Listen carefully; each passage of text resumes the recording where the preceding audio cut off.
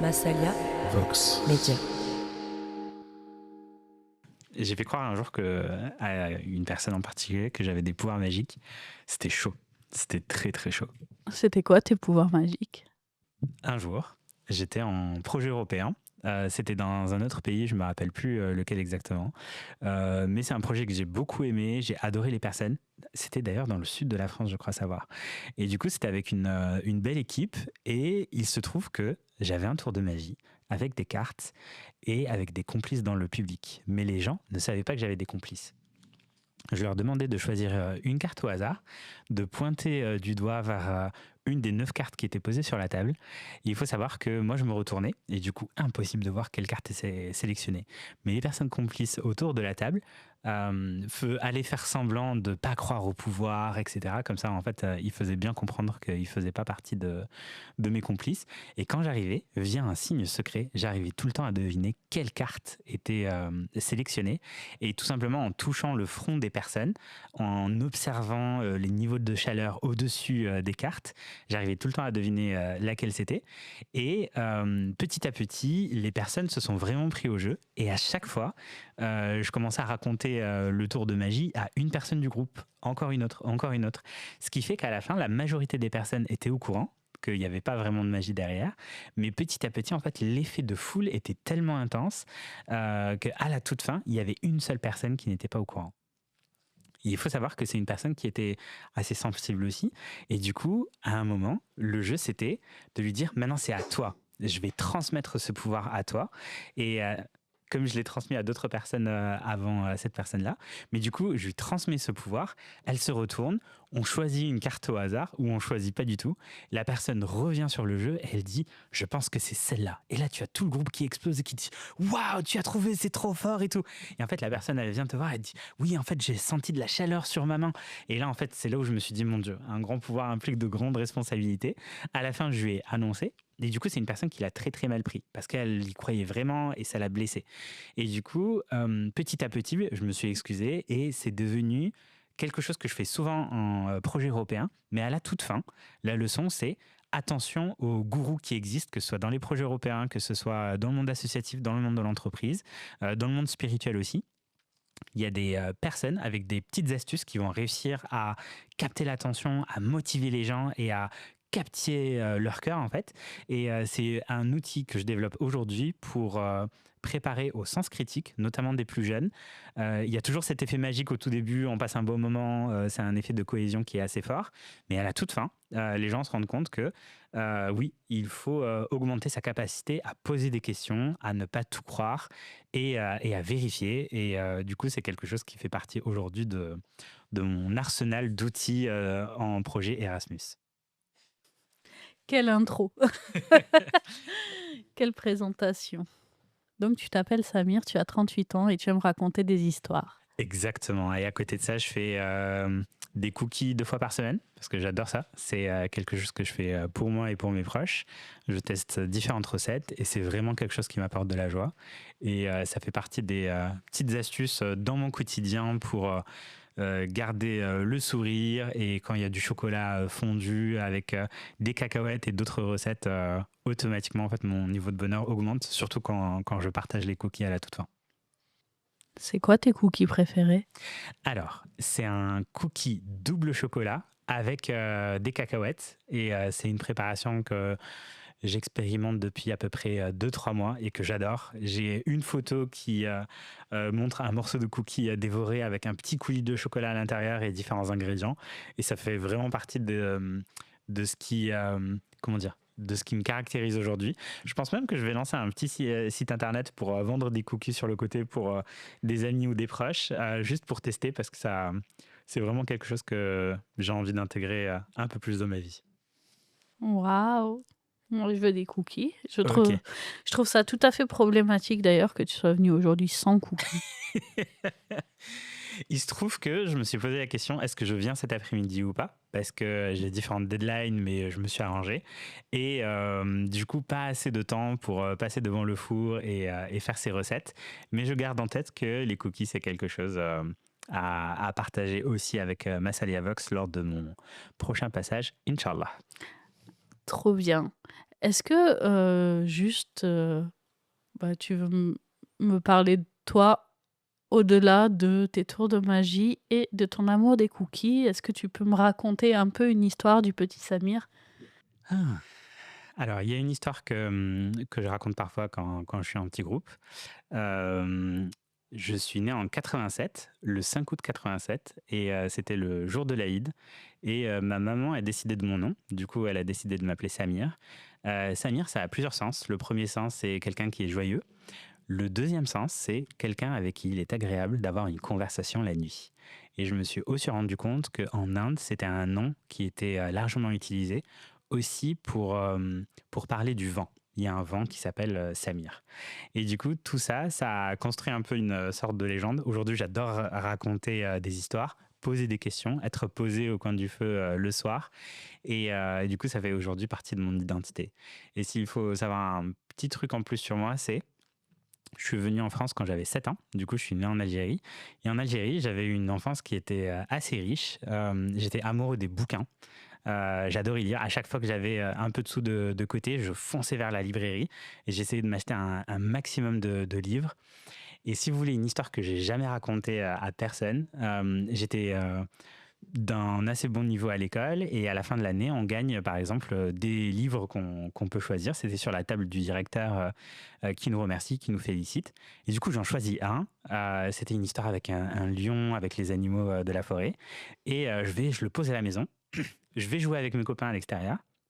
Je reviens et là en fait je m'aperçois que mon livre en bas à droite il y a un morceau qui manque. En fait il est découpé et et quand je pose la question à ma mère, elle me dit: «En fait, ton papa, a saigné du nez, il y a une goutte qui est tombée sur le côté en bas à droite et du coup, il a pris le ciseau, il a découpé le coin et c'est pour ça que j'ai un livre quelque part dans mes archives, dans ma maison en Algérie, auquel, il manque un coin, mais c'est un livre qui me touche particulièrement parce qu'il tisse beaucoup, d'histoires personnelles, familiales, de l'enfance et c'est un souvenir assez tendre que j'ai de cette période.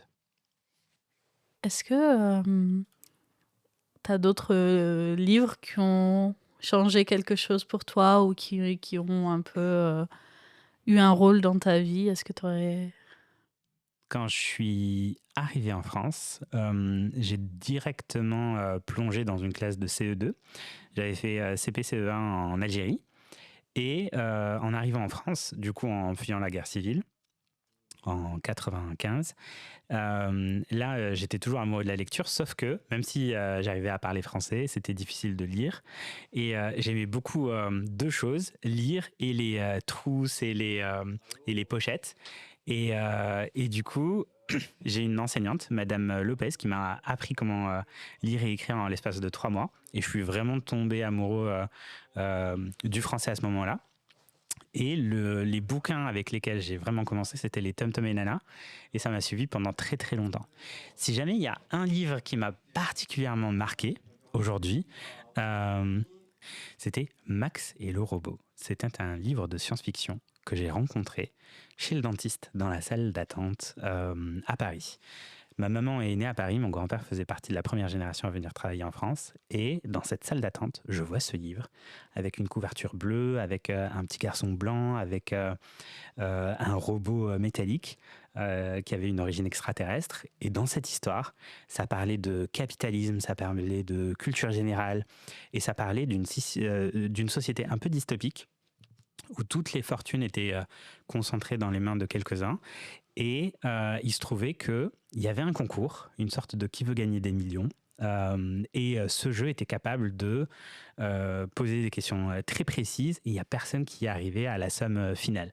C'était 1 milliard de dollars ou quelque chose comme ça, ou quasiment toute la fortune mondiale. Et si jamais tu gagnais cette fortune, ben en fait, c'est quelque chose qui ne pouvait pas arriver. Mais un jour, Max va avec sa famille acheter un robot dans un magasin. Et il tombe sur ce robot extraterrestre. Il ne savait pas à l'origine que c'était un robot extraterrestre, mais il s'était caché parmi d'autres robots, du coup pour l'acheter, pour devenir un ami ou un assistant de maison. Et là, il commence à discuter, il découvre son origine extraterrestre, sa connaissance infime du monde. Un film, non, c'est petit. Un film. Sa vaste connaissance infinitésimale du monde. Et en fait, il décide de peut-être inscrire son robot au concours de questions pour un peu changer les choses, etc. Et du coup, le robot est inscrit et l'émission commence comme ça. Il commence à répondre à vraiment toutes les questions. Et là, on voit au fur et à mesure l'animateur qui se décompose parce que vraiment, toutes les questions trouvent une bonne réponse de la part du robot. Et à la fin, spoiler alerte, le robot gagne les milliards de milliards, etc. Et Max, du coup, devient très riche du jour au lendemain. Mais en fait, le robot a une sorte de morale pour lui dire, en fait, pour éviter que tu deviennes comme ces gens de cette société, je vais prendre cette fortune et je vais partir dans les étoiles. Du coup, c'était un peu assez enfantin, mais ça m'a posé beaucoup de questions. Et il faut savoir que j'ai volé ce livre quand j'étais chez le dentiste. J'étais tout petit, mais je m'en suis rappelé. C'est un livre qui m'a accompagné pendant très longtemps. Et aujourd'hui, j'écris, je lis, que ce soit de la poésie, que ce soit du roman classique, mais je suis vraiment amoureux de la science-fiction et peut-être grâce à ce bouquin. Du coup, je me dis quand je deviens auteur, ou même un peu plus avant, je vais en fait inonder les salles d'attente de dentistes de toute la France et du monde de petits livres de science-fiction pour inciter d'autres personnes à tomber amoureux de cette forme d'écriture. Magnifique. Du coup, là, tu arrives en France assez jeune et tu es bouleversée par la lecture et tu voyages beaucoup au travers de la lecture. Quel est aujourd'hui, ton rapport à la France? Puisque les dernières fois où on a parlé, j'ai senti que tu avais, envie de mouvement et que tu étais pas certaine de vouloir être tout le temps ici. Et j'ai l'impression qu'il y a quelque chose d'assez, nomade chez toi. Donc voilà, enfin, je me demandais, comment ça s'est construit, bah, à la fois ta présence ici et à la fois ton désir d'ailleurs et tout ça. Euh, Sans préparer trop la réponse que je vais te donner, je pense que la France est ce qu'on en fait et qu'il y a une France noble et qui est capable d'accueillir des personnes, d'être ouverte culturellement, de créer des mélanges, des opportunités. Et il y a une France rance, malheureusement, qui est passée par des idées fascistes, les idées de colonisation, les idées de supériorité. Et malheureusement, j'ai l'impression que ça, même s'il y avait toujours cette maladie qui existait dans ce corps qui est la France, mais en fait, c'est une maladie qui reprend de plus belle. Et aujourd'hui, moi, je sais que émotionnellement, je ne suis pas en bonne santé en tant que Français, puisque j'ai la chance d'avoir la double nationalité. Et j'ai eu la chance de travailler avec une association qui s'appelle Coexister, qui a travaillé sur la question du vivre ensemble en France, entre croyants, non-croyants, juifs, musulmans, catholiques, athées, agnostiques. J'ai eu la chance de faire un tour du monde pour représenter aussi la France, rencontrer d'autres initiatives interculturelles, interreligieuses, avec Lucie, Léa et Ariane, une chrétienne, une juive et une athée, et moi musulman.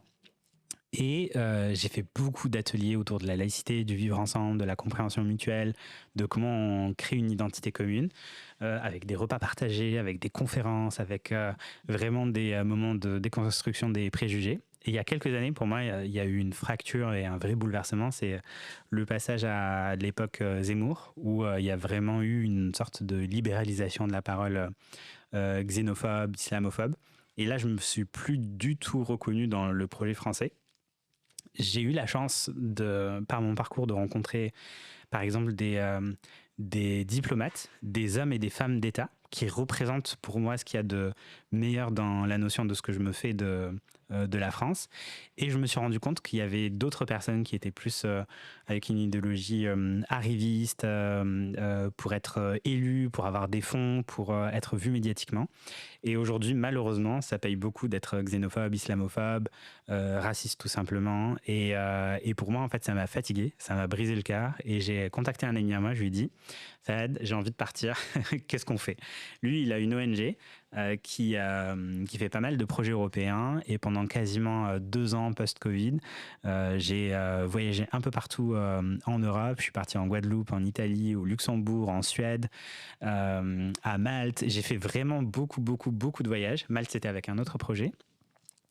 Et s'est posé la question, est-ce que j'ai envie de revenir en France ou de m'expatrier complètement? Je suis revenu en France pour donner un peu une dernière chance à cette idée que je me faisais. Je me suis reposé sur Marseille, j'ai commencé à rejoindre pas mal d'assos. C'est là où j'étais pas mal actif aussi chez Massalia Vox, avec les ateliers podcast, avec d'autres associations. Et là, je me suis rendu compte que pour moi, mon modèle économique, il fallait encore que je le trouve, même si je faisais beaucoup de projets passion et que ça m'allait. Mais du coup, là, je suis en train de me poser encore une fois des idées, 3 ans après mon retour, avec une grosse envie de complètement changer d'environnement. Et là, en fait, j'ai des destinations qui me viennent en tête. Ça peut être la Norvège, où j'ai déjà fait des projets. Ça peut être la Suisse, ça peut être la Malaisie, ça peut être Singapour ou bien l'Algérie, où j'ai ma maison familiale. Je peux avoir accès à Internet à la maison. Je peux transformer la maison de mon papa, de mon grand-papa et de mon arrière-grand-papa, du coup, en studio d'enregistrement, faire des montages et continuer à faire le tour du monde pour faire des documentaires, ce genre de choses. Et du coup, ouais, beaucoup de questions sur quelle est ma place. J'ai pas encore trouvé la femme de ma vie, je suis pas encore marié. Je suis pas encore marié, j'ai pas encore d'enfant. Mais du coup, c'est une question pour moi. Où est-ce que je vais m'installer, faire grandir ma petite famille? Pour l'instant, j'ai pas de réponse. Et du coup, j'ai décidé de faire sans forcément les attentes ou les considérations d'autres personnes sur qu'est-ce que devrait être une vie bien remplie et qui a du succès. Et du coup, je me permets d'être un peu nomade, de rester quelques semaines en Roumanie où j'ai des amis que j'adore, de repartir sûrement dans pas très longtemps en Asie, en Turquie. Je reviens depuis quelques semaines du Maroc où j'ai fait un autre projet. Bref, j'ai envie de regagner ce sentiment de liberté parce que en utilisant mon passeport et en sautant d'un endroit à un autre, c'est là où j'ai l'impression d'être la meilleure expression de moi-même parce qu'aujourd'hui, la langue que j'utilise le plus, en fait, c'est l'anglais avec mes amis. Et c'est là où mon identité est rassurée parce que les liens que j'ai créés à travers l'Europe et le reste du monde, en fait, pour moi, c'est encore plus solide que les liens que j'ai créés en France ou à Marseille.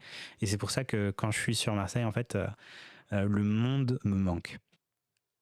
Alors, on a une petite annonce. Samir n'a pas trouvé la femme de sa vie. C'est un homme formidable. Si tu es là, viens. Euh,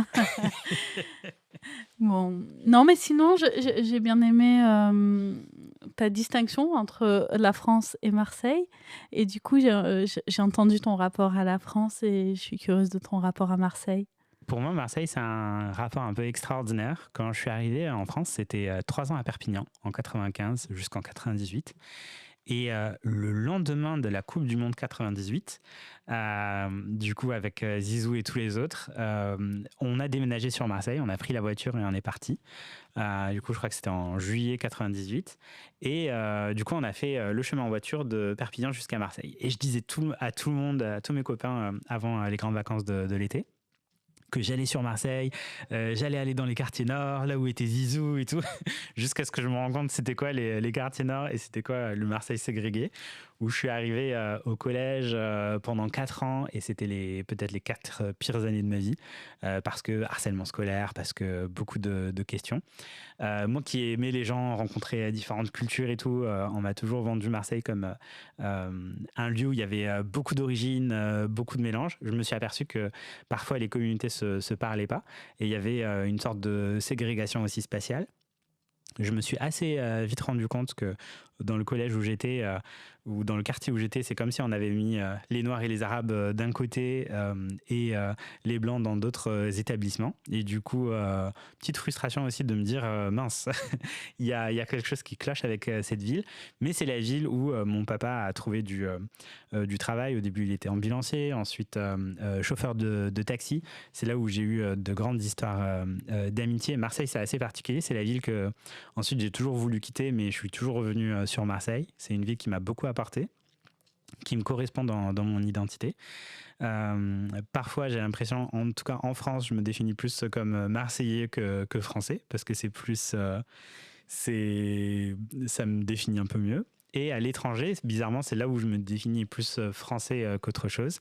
Et j'apprends aujourd'hui en France à me définir aussi et à l'étranger comme franco-algérien, parce que souvent, quand on est dans des super projets, eh ben, en fait, on met une origine française, et quand il y a quelque chose de pas bien qui se passe à la télévision ou autre, on met une origine étrangère. Et du coup, j'essaye de créer une sorte d'équilibre où je parle tout le temps aussi de mon identité algérienne quand je parle de Marseille, de la France, de mon rapport à l'Europe ou au monde. Et je pense que cette identité franco-algérienne, elle est particulière et elle est très présente, enfin, elle est très, très présente à Marseille. Et cette question aussi de la relation entre la France et l'Algérie, a été un peu au cœur de plein de sujets, et de plein de tensions politiques récemment, mais depuis longtemps. Et je me dis, enfin, quand tu racontais, les histoires du petit Samir, bah, tu parles quand même d'avoir fui aussi la guerre civile et du coup, puisqu'on est dans tes rapports à différents endroits du monde, est-ce que ces choses-là, est-ce que ces blessures-là, elles ont été aussi, enfin, comment tu les vis et comment, tu as reconquis quelque chose du fait de présenter ton identité franco-algérienne? Enfin, voilà. Quand on grandit, souvent on grandit soit en copiant, soit en s'opposant à l'exemple de ses parents. En grandissant, je me suis rendu compte de l'immense gratitude que j'avais aussi pour eux. En fait, il y a plein d'histoires. J'ai vraiment l'impression d'avoir eu une enfance un peu, comment dire, préservée, malgré tout ce qui existait autour de moi. Euh, on a passé des moments un peu difficiles en Algérie où je me rappelle, ma maman nous expliquait qu'elle mettait du couscous dans notre lait pour que ce soit consistant le matin. Et en fait, il y avait pas beaucoup d'argent à un moment où les enseignants, mon papa était prof de français en Algérie, étaient pas payés en fait pendant une grosse période où on a vendu des livres, les bijoux de ma maman pour juste vivre et survivre. Et il y a autre chose dont je me suis pas rendu compte tout de suite, c'est la peur par exemple de mes parents pour nous. Quand on prenait le taxi d'une ville à une autre, souvent ma maman, elle prenait en fait sur la vitre, on avait une sorte de petit rideau et elle regardait par le rideau et ensuite elle refermait le rideau en regardant vraiment la montagne. Et je m'étais pas rendu compte tout de suite de l'histoire des faux barrages et de tout ce qui s'est passé pendant la décennie noire. Et à un moment, mes parents ont décidé de mettre nos têtes de lit du côté du couloir plutôt que du côté de la fenêtre. Et plus tard, ils nous ont raconté que c'était pour éviter les balles perdues. Et un jour, je me suis retrouvé à rentrer de l'école et il y avait une flaque de sang devant mon immeuble. Et en fait, quand j'ai posé la question à mes parents, qu'est-ce que c'est exactement? Ils m'ont dit, en fait, c'est un mouton qu'on a égorgé, sauf qu'en fait, c'était une personne qui avait été tuée. Et à un moment, mon papa commençait à recevoir des coups de fil la nuit, sans personne en fait qui répondait.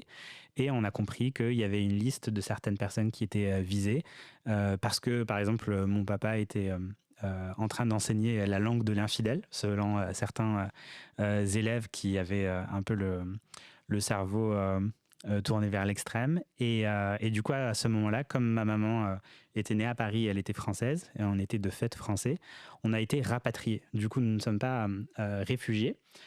C'était pas le statut de réfugié, mais c'était le statut de rapatrié, où on est parti dans un centre d'accueil en région parisienne avant d'avoir un logement sur Perpignan.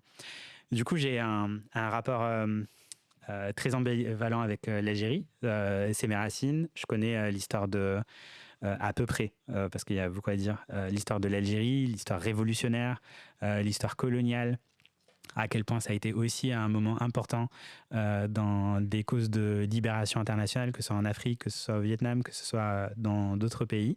Et du coup, j'ai un attachement particulier à cette histoire, à cette identité, à ce peuple, à cette culture, à cette nourriture, à cette tradition.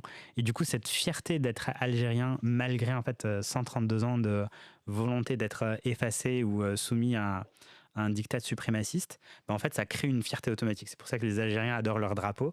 En fait, ça vient pas de nulle part, ça vient d'une telle répression qu'on n'enseigne pas malheureusement aujourd'hui à l'école. Mais du coup, c'est une sorte de volonté de vivre, de respirer pour toutes les personnes qui étaient étouffées précédemment. Du coup, j'ai un rapport quasi charnel à l'Algérie. Et aujourd'hui, si j'envisage aussi de revenir vers l'Algérie, même si je peux avoir aussi une vie à l'international et un peu fragmentée, et je pense que j'ai pas ce choix aujourd'hui que d'avoir ce genre de vie-là, c'est aussi pour essayer de donner le meilleur de ce que j'ai appris, le meilleur de mon réseau, de mes connaissances, de ma volonté pour rendre à l'Algérie ce qu'on lui a appris à travers ce que j'ai pu moi apprendre à l'international, que ce soit en termes d'opportunités, de connaissances, de techniques. Et du coup, si je peux avoir un rôle, par exemple, monter une association sur place, enseigner le journalisme, expliquer comment on peut faire du montage vidéo et participer à créer des ressources pour que les personnes qui sont là-bas depuis leur naissance ou depuis plus longtemps décident aussi, elles, de quelle Algérie elles rêvent, pour que moi, je ne vienne pas aussi avec un regard extérieur à me dire c'est comme ça que devrait être l'Algérie. Je pense que je serais très fier et c'est quelque chose que j'essaye de construire de manière, comment dire, humble au tout début. J'essaye de me dire qu'est-ce que je peux vraiment apporter et comment je peux m'y retrouver aussi. Et voilà, ça fait partie des questions que j'ai en ce moment par rapport à l'Algérie. Quand tu parles de ce que tu peux apporter, tu es encore dans le fait que Samir aime écouter et raconter des histoires. Tu nous as parlé de toi, de ton amour des livres, mais là tu as aussi parlé d'ateliers de podcast, tu as aussi parlé d'enseigner le journalisme, et en fait je me rends compte qu'on n'a pas fait une introduction très formelle, et je sais aussi que tu es dans des moments où tu es un peu en reconfiguration sur ce que tu fais et ce que tu veux faire, mais du coup est-ce que tu peux nous parler de comment tu aimes raconter des histoires, de tes médiums, voilà, des histoires que tu as envie de raconter? Est-ce que c'est les tiennes? Est-ce que c'est celles des autres? Est-ce que de ce que tu as envie de transmettre? Enfin, tout ça. Merci beaucoup pour cette question. Je... Disons que la raison pour laquelle j'aime raconter des histoires, c'est parce que j'ai réussi à me retrouver, en tout cas à retrouver mon identité et à décider pour moi-même. Et pour moi, il y a un moment fondamental dans mon histoire qui explique ça. Comme je viens d'Algérie, avec une famille qui a fui la guerre civile, il faut savoir que l'éducation, l'université, c'était un peu le seul chemin possible et souhaitable, en tout cas pour une vie professionnelle. Et du coup, j'ai fait le lycée, section générale. Je suis parti en prépa Sciences Po. Ensuite, j'ai obtenu une équivalence. Je suis parti en histoire deuxième année.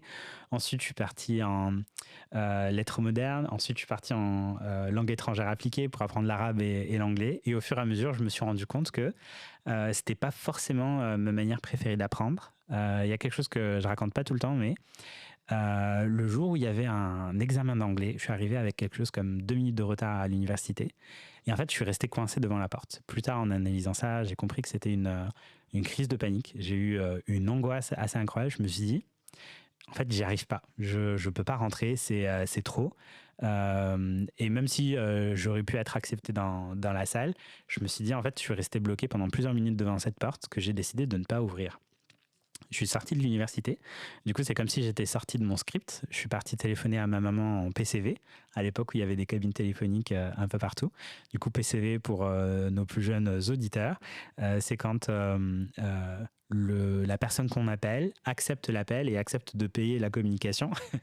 À l'époque où j'avais pas Si, j'avais un smartphone. Non, j'avais un téléphone, mais j'avais pas de crédit à l'intérieur. À l'époque où on avait des crédits d'appel. Et du coup, j'explique à ma mère que j'étais arrivé en retard, mais c'est pas grave, je le prendrai au rattrapage, etc. Parce qu'en fait, pour moi, un autre chemin, c'était un peu impossible à vraiment imaginer. Et du coup, je continue à y aller de semaine en semaine. Sauf qu'à un moment, je me dis, en fait, je peux plus y aller. Et du coup, je sors de ma chambre à un moment, je vais voir ma mère, qui était dans le salon, elle était allongée, et je lui dis, maman, j'ai envie de quitter l'université. Et là, en sortant ces mots, pour moi, ça a été difficile parce que je savais quelle allait être leur réaction. Et là, elle se lève du canapé, elle s'assoit, elle me dit, ah non, Samir, c'est pas possible. C'est comme si ses espoirs s'effondraient en direct. Et je dis, je suis désolé, là, je peux pas en parler. Du coup, j'ai pris ma veste, je suis sorti, je suis parti prendre le métro, et là, je reçois un appel. Et du coup, c'est mon papa qui s'exprime Allô, tu es où? Et là, je lui dis, je suis à telle station. Il me dit, descends à la suivante. J'étais à Malpasset, du coup, je débarque à Saint-Just.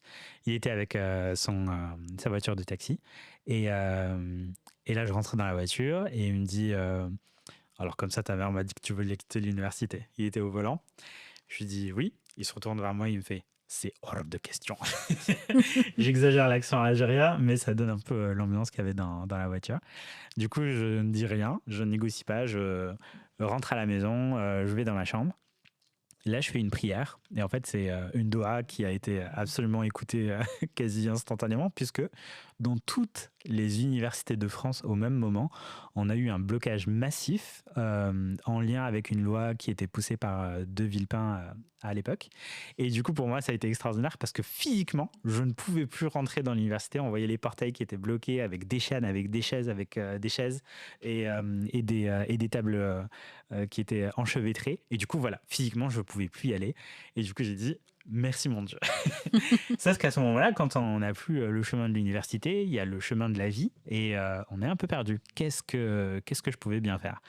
Et là, je me suis dit, oui, je me réinscrirai l'année prochaine, on verra. Sauf que je prends encore le métro un jour en allant en ville et là je tombe sur une annonce dans le 20 minutes. J'ouvre et là je vois qu'il y a un atelier journalisme qui est proposé. C'était en 2009, 2 minutes 2009. Atelier gratuit pour des jeunes de tel et tel quartier et c'était gratuit et par contre il n'y avait pas de diplôme à la fin, c'était pas diplômant.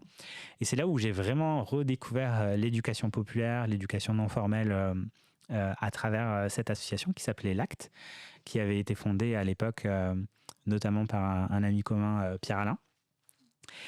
C'était 2008-2009, du coup ça remonte à très longtemps. Et c'est une association qui avait aussi créé une collaboration avec le Bondi Blog. On avait aussi lancé le Marseille Bondi Blog à l'époque. Du coup, ce rapport aux médias, il existe depuis très longtemps. Et c'est là où je me suis redécouvert une âme d'une personne qui adore écrire, qui adore lire, poser des questions, découvrir la vérité, trouver du sens. Et en fait, ça a été annonciateur de beaucoup de choses pour moi par la suite. Ensuite, on m'a proposé, à la fin de l'année, on m'a dit, Samir, tu as deux choix. Soit tu continues en fait vers le journalisme, et là, tu as un stage qui t'attend au magazine Regard pendant 2 mois du coup à Paris, soit tu vas faire un projet européen avec cette autre association qui s'appelle Safari Expédition Jeunesse, et ils ont un projet européen en Grèce pour apprendre le film documentaire pendant 1 mois. Qu'est-ce que tu choisis? Moi j'ai réfléchi et je leur dis est-ce que je peux faire les deux? Du coup, ils raccourcissent le stage à Paris, ils me disent oui. Du coup, je vais faire mon stage à Regard, ça se passe super bien. D'ailleurs, il y avait des personnes qui sont passées par le journal, par exemple comme Clémentine Autain ou je me rappelle plus du nom de la rédactrice en chef, mais elle était chez Les Verts ou Les Écolos à un moment. Bref, et là, je commence à me rendre compte que j'adore le journalisme, j'adore poser des questions. Et c'est là où je me retrouve dans un camp Rome à écrire plein d'articles sur les Roms, sur malheureusement un désastre qui les avait touchés, où il y avait un petit enfant qui était mort à cause d'un incendie. Et du coup, il y avait sur place Médecins du Monde, il y avait d'autres journalistes qui étaient venus juste pour la conférence de presse. Et moi, j'avais eu la chance de repartir là-bas plusieurs jours, où je me suis lié d'amitié avec des photojournalistes, avec des personnes dans le camp, je faisais des photos avec les enfants, et du coup j'étais accepté par eux, et c'était incroyable. Et moi, quand ils me ramenaient en fait du café sous la tente, j'ai connecté en fait à mes préjugés, et je me dis, il y a des personnes par exemple dans ce camp-là qui ont fait la manche à l'extérieur, qui sont partis acheter du café et qui m'ont fait ce café. Et du coup, il y a tout un cycle dont j'avais pas forcément conscience. Et en fait, ça m'a détruit pas mal de préjugés à ce moment-là. On en a toujours et je travaille toujours à les détruire. Mais en fait, ça a été une grosse claque d'humilité à ce moment-là. Et j'ai kiffé bosser sur ces sujets et essayer d'apporter ma pierre à l'édifice pour changer un peu les mentalités ou les regards. Et du coup, c'est pour ça que j'adore écrire, j'adore lire et j'adore raconter des histoires. Du coup, ça, c'est l'explication globale de comment j'en suis arrivé là. Ça, c'était voilà, il y a quelques années que ça a vraiment, que ça s'est vraiment transformé et ça s'est accéléré pour moi. Bah, c'est super beau de t'entendre aussi raconter tout ça et hem et du coup, par la suite, tu as développé tes propres projets aussi. Je peux pas te demander, de tous les raconter parce que je sais que tu n'as pas le temps.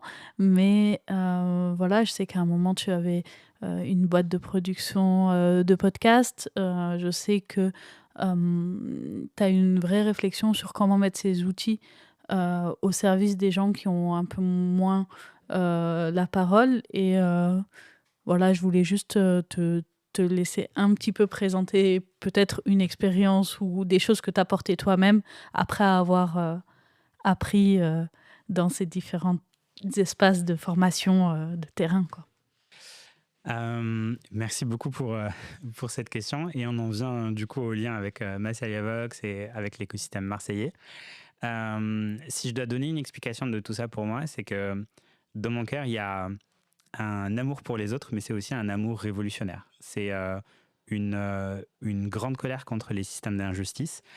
Si jamais je devais me définir à travers un film, ce serait V pour Vendetta, avec cette question de c'est quoi la démocratie, c'est quoi la désobéissance civile, c'est quoi en fait agir en tant que citoyen pour le bien commun sans forcément aller vers l'extrême violence ou la disruption en fait non réfléchie des systèmes, mais comment en fait apporter des solutions qui ressemblent pas à du pansement, qui sur le long terme en fait ne sert pas à grand chose ou sert à calmer en fait les esprits pour pas conduire à la révolution.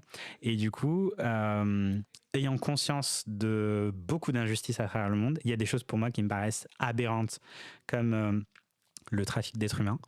J'arrive pas à supporter cette idée que pendant qu'on parle, pendant qu'on dort, il y a des personnes qui sont transportées via l'océan Atlantique, par exemple, pour atterrir aux États-Unis ou ailleurs. Et en fait, ce genre de trafic, que ce soit des hommes, des enfants ou des femmes qui le subissent, avec des réseaux, de la corruption, que ce soit politique, de la police, de structures institutionnelles, c'est quelque chose qui m'empêche de dormir. Et du coup, je me dis, Samir, ton énergie humaine, elle doit exister pour te renforcer, apporter aussi de la force aux autres, des ressources. Parce que pour l'instant, tu peux pas te confronter à ce genre de problèmes systémiques, mais tu peux agir à ton échelle. Et pour moi, qui ai accès à des micros, des caméras, des stations de podcast, je me dis, avec mon pouvoir ou ma puissance à moi, je sais que je peux apporter quelque chose de positif, que ce soit à des groupes de jeunes, à des groupes de mamans, à des personnes qui veulent découvrir leur voix, partager en fait leurs connaissances, que ce soit à travers le fanzine, des podcasts, des vidéos, des témoignages. Et en fait, c'est ça qui m'incite à essayer de multiplier les connaissances et les compétences auprès de moi. J'essaie de faire ma part et de faire une part qui soit rationnelle. S'il y a des personnes qui sont passées par mes ateliers et qui vont faire leur propre podcast sur les violences policières, par exemple, ou s'il y a un podcast d'entreprise qui parle de la santé mentale, en fait, j'aurai l'impression, après plusieurs années, d'avoir été utile aux transformations sociétales. J'ai envie de me faire plaisir, c'est pour ça que je voyage, j'adore faire des vidéos, prendre des photos, communiquer, mais j'ai envie d'avoir une vie utile. Si jamais je devais être défini par quelque chose, je pense que j'ai un mantra à l'intérieur de moi, c'est j'ai envie d'avoir un impact positif sur chaque être humain de cette planète. Ça peut. Je me suis aperçu que c'était facile de faire le mal, c'était facile de détruire, que ce soit des vies, des gens, des structures, mais construire, ça prend du temps. Et du coup, je me suis donné pour l'ambition maximum d'avoir un impact positif sur chaque être humain de cette planète. Et ça passe par de la collaboration. Et du coup, je me dis, ça passe par le journalisme, ça passe par les structures associatives, ça passe par des éco-villages, participer en fait à des créations communes de micro-sociétés utopiques, même si on ne l'atteindra jamais, mais je me dis, il faut le tester et expérimenter et toujours demander plus. C'est comme ça que j'ai envie de vivre ma vie aujourd'hui et c'est pour ça que j'expérimente, que ce soit avec le micro, les podcasts, l'écriture. Je ne sais pas exactement quels sont les prochains chapitres que j'ai envie d'écrire dans ma vie, mais je sais que ce sont des chapitres où j'ai envie que ce soit utile. Et pour moi, le secret vraiment de la transformation, c'est la collaboration. Et quoi de mieux que donner les petites compétences que j'ai à un certain nombre de personnes qui, eux, vont attraper d'autres compétences et qui vont en donner à d'autres. Et du coup, j'ai l'impression de faire ma part en faisant, par exemple, un atelier pour 8 personnes autour du podcast ou du fanzine. Et pour moi, c'est suffisant parce que ces personnes-là vont avoir un impact pendant les 50, 60, 70 ans qui leur restent à vivre sur cette terre. trop bien. On a parlé du passé, de ce qui t'a construit et on va aussi parler un peu du futur. Mais du coup, dans le présent, comment ça va vraiment? Alors, en général, quand mes amis me posent la question comment ça va, j'ai un besoin d'honnêteté, du coup, je réponds pas. Parce que c'est difficile d'être vulnérable et de dire en ce moment ça va pas ou c'est compliqué. Parce que en ce moment ça va pas ou c'est compliqué, mais j'arrive à quand même garder une sorte de motivation et de solidité émotionnelle à l'intérieur de moi. Ça a été une année compliquée parce que j'ai décidé de tester plein de projets différents, de tester le salariat, de tester la collaboration, de tester l'international encore une fois, de tester des projets hyper locaux. Et en fait, à chaque fois, il y a eu une raison pour que ça fasse pchit. Et au final, je me dis, c'est pas grave. J'ai la chance d'être quelqu'un d'assez spirituel. Du coup, je place ma confiance dans ce que je considère être une décision divine et j'essaie d'avancer par rapport à mes boussoles émotionnelles, de valeurs. Et je me dis, tout ce que je traverse, ce sont des leçons et j'essaie de pas trop m'attarder sur les échecs parce que j'ai l'impression que j'ai eu tellement de privilèges dans ma vie à essayer d'attraper les opportunités quand elles me venaient et de grandir énormément et de juste faire exploser mon cœur et ma conscience et mon cerveau et mes connaissances que je me dis, quoi qu'il arrive, si je me retrouve avec rien du tout du jour au lendemain, j'ai toujours mes amis, j'ai toujours ma famille, je parle anglais, j'ai différentes compétences. Du coup, je peux recommencer à partir de zéro. Et en fait, je me suis rendu compte que la clé de ma libération, pour ne pas rester dans une sorte de prison mentale, c'était vraiment de comprendre qu'est-ce qui avait enrichi ma vie. Et je pense que c'est ma manière de voir cette vie et ma manière de me connecter aux autres. Et du coup, ça va. J'aime beaucoup cette réponse et ce que je te disais un petit peu euh, avant qu'on commence l'enregistrement, c'est que euh, c'est inspirant des fois aussi d'entendre parler des gens avec sérénité et avec douceur et avec bienveillance et avec de la confiance, des choses qui sont pas faciles et des moments où on n'est pas sûr et des incertitudes. Euh, Tu as parlé de spiritualité, mais tu as aussi parlé d'utopie et tu as aussi parlé de révolution. À quoi tu crois? C'est quoi ton système de croyance? Ton système de... Enfin, c'est quoi tes convictions? C'est quoi tes valeurs? Si tu essayais d'expliquer ça, parce que j'ai l'impression que des fois, c'est des choses qu'on combine pas toujours ou dans l'imaginaire qui est présenté, en tout cas. Voilà. Alors, merci pour cette question. Et je vais aussi partager quelque chose que j'ai jamais partagé sur un enregistrement. La première chose, c'est, je pense que la raison pour laquelle je suis musulman aujourd'hui, c'est en grande partie sûrement parce que je suis né dans une famille musulmane en Algérie. Et du coup, j'avais 99,999% de chances d'être baigné dans cette tradition et de l'accepter pour moi-même.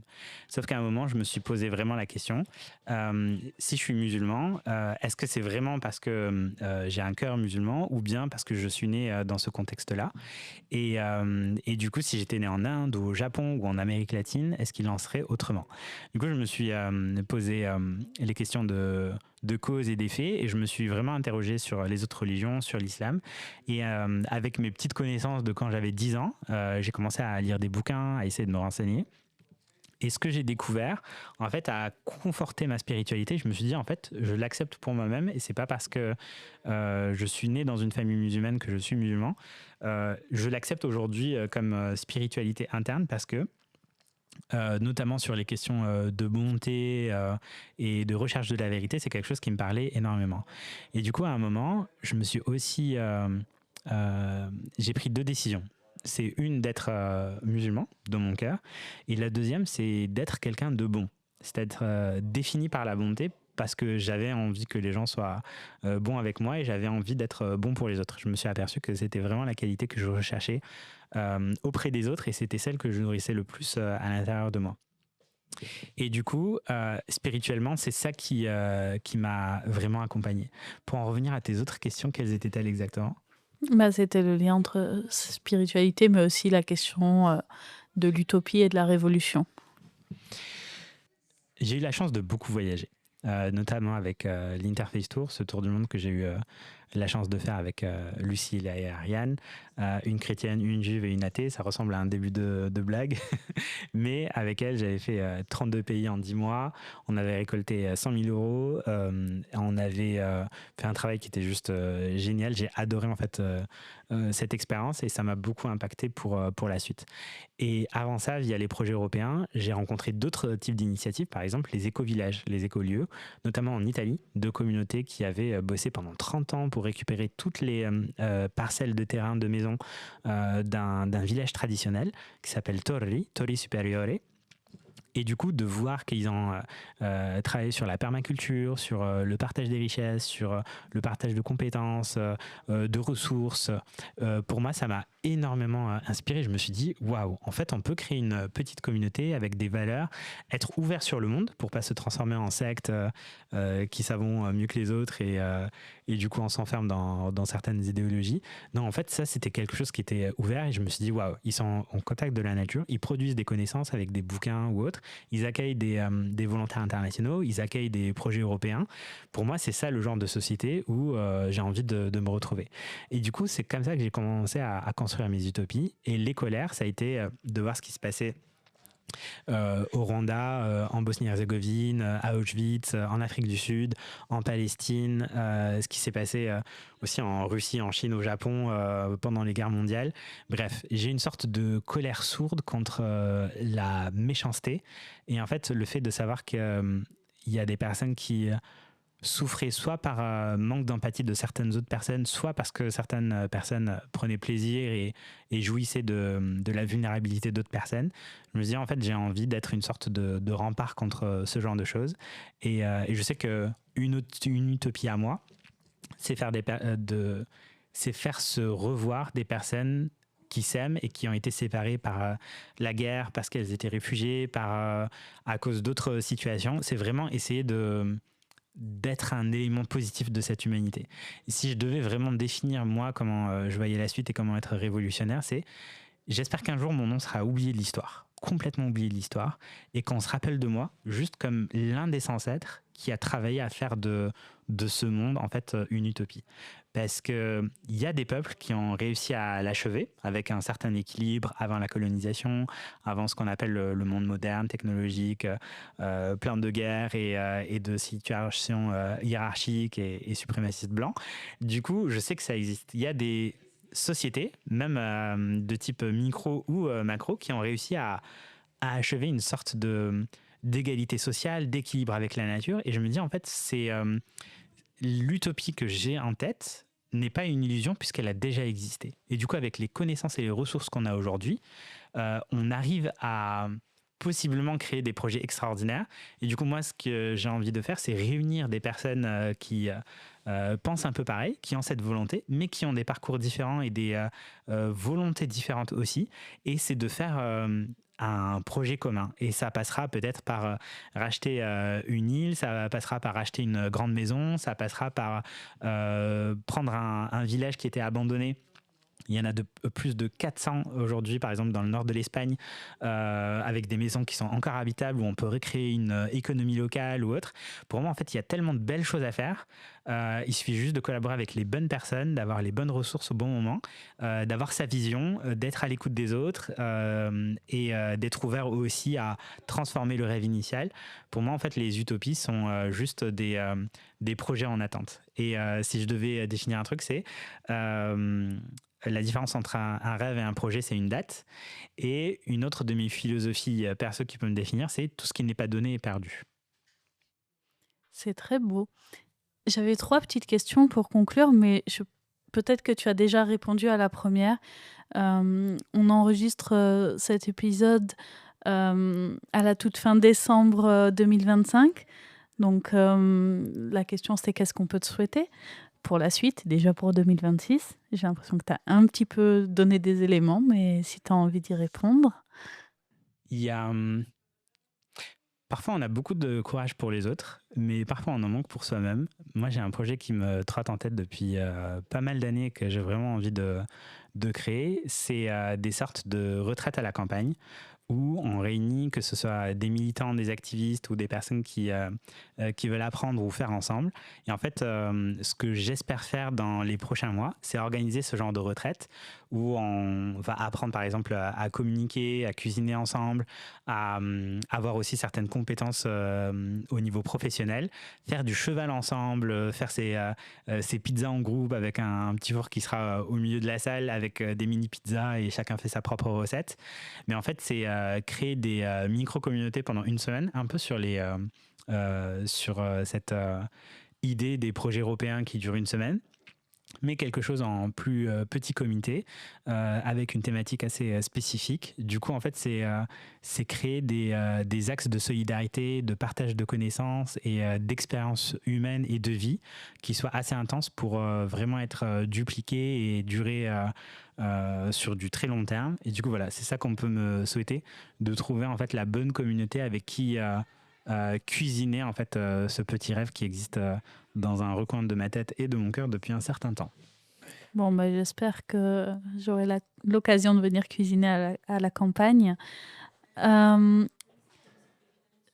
J'avais une deuxième question pour conclure qui était, il y a plein de podcasts qui existent et en plus tu en crées plein et t'aides plein de gens à en créer. Mais est-ce qu'il y a un truc, un podcast, une idée, un truc que t'aimerais entendre et que t'as pas entendu?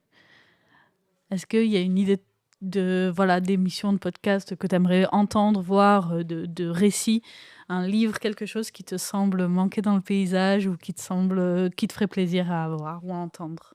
Alors, je suis sûr que ça existe déjà quelque part dans une langue que je ne parle pas forcément. Mais une autre question, moi, qui me passionne, c'est comment transformer le monde, notamment avec les objectifs de développement durable, avec leurs limitations, bien sûr, et ce qu'on sait de la lenteur administrative des Nations Unies et des pays à implémenter un vrai changement. Mais si je devais écouter un podcast, ce serait quelque chose qui serait en lien avec un autre de mes futurs projets, Inch'Allah. Un projet qui ressemblerait à une sorte de blueprint. Blueprint, c'est les plans d'architecte bleus avec des lignes blanches qui expliquent comment construire une maison.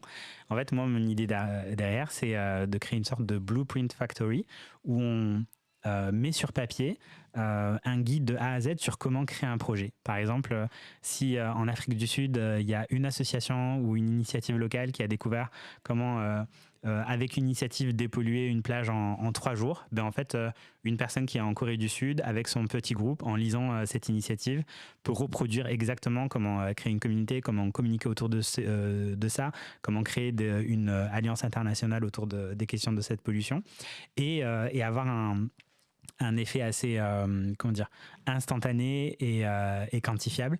Et du coup, j'adorerais écouter un podcast de solutions où on explique en fait de A à Z comment on peut transformer les choses autour de soi. Ça peut être contre les violences, ça peut être pour les questions d'environnement, d'éducation. Et en fait, si à la toute fin, on a à chaque fois un call to action, un appel à projet, un appel à collaboration, il y a une application en même temps qui soit connectée à ça, on se dit waouh, après ce podcast, en fait, à Bruxelles, je sais qu'il y a telle action, à Marseille, il y a telle action, à Madrid, il y a telle action. J'ai envie de les rejoindre et à la fin de l'année, avec le podcast, avec l'application, avec une association derrière, on se dit voilà, on a supprimé par exemple 10 000 tonnes de plastique de toutes les plages de cette région du monde. On a réussi avec 50 000 volontaires à nourrir 300 000 personnes et à essayer de les sortir d'un cycle de pauvreté. Bref, j'ai envie d'un podcast où on parle de solutions, où on se partage des ressources et où on apprend à collaborer et à se voir, à se parler, à se toucher, à faire ensemble. Voilà le podcast que j'aimerais entendre dans mes oreilles. Waouh! Bon, ça mène plein de questions et plein de réflexions là-dessus, mais il faudrait qu'on ait d'autres conversations et d'autres épisodes Avec peut-être. plaisir. Mais bon, bah, ma dernière, alors, c'est moi, j'aime bien quand tu racontes des blagues. Alors, est-ce que tu peux nous raconter une blague pour conclure? Euh, Alors, il faut que je réfléchisse. D'habitude, j'ai 1 milliard de blagues. Je vais prendre quelques secondes pour réfléchir. Désolée. Ok, en fait, j'ai un cerveau en mode TDAH, du coup, je peux improviser, parler pendant des heures d'un sujet ou autre, mais quand on me demande d'être organisé ou de retrouver une information en particulier, c'est là où mon cerveau déconnecte. J'ai besoin encore d'un petit moment. On peut aussi laisser tomber cette question, mais... Ok, j'en ai une. Ah! Ah! Du coup, c'est Toto qui avance dans son quartier et qui voit en fait par terre une pièce trouée. Du coup, il se dit ah mais c'est intéressant ça. Et du coup, il va chez le fromager et lui dit j'aimerais 1 kilo de fromage. Et le fromager il prépare et il lui tend et Toto lui donne la pièce trouée. Et le fromager lui dit mais elle est trouée ta pièce. Bah oui, il est troué ton fromage aussi. Du coup, voilà, une Oh, blague à la Toto. ok, merci beaucoup, Samir. Merci, Merci merci. beaucoup les